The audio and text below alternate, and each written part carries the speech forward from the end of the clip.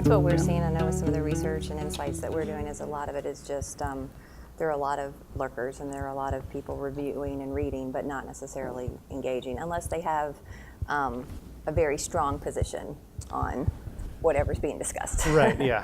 Oh, there's also, yes, so there's also fake news. I guess I should talk about fake news. I feel like if social media is going to come up, I should talk about fake news. I was going to ask you about it, so go ahead. Yes.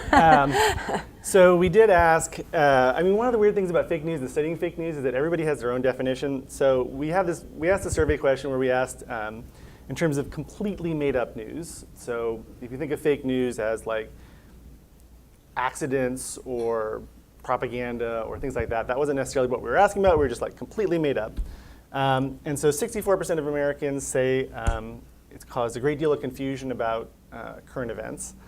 And one of the interesting things about this number is that there's not really big demographic differences. Like there's a little bit of difference between Democrats and Republicans, but overwhelmingly both agree that it's caused a great deal of confusion. So it's become kind of a partisan issue in the way we talk about it, but in our survey data, we're seeing very, very widespread concern about it. So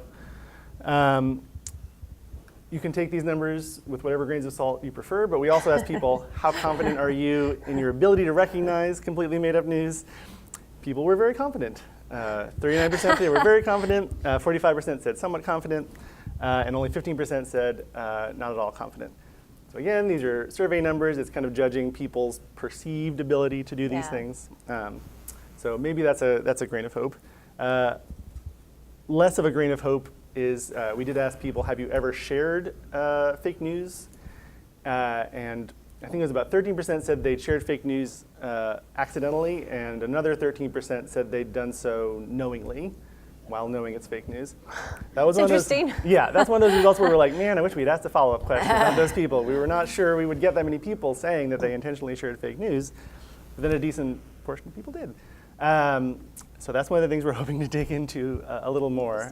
So overall, I think it was, because there was overlap between those two groups, obviously, so I think it was about 18% of US adults say they've ever shared fake news. And this was back, this is right after the election, so who knows in the 9 months since what has happened. Interesting. Yeah.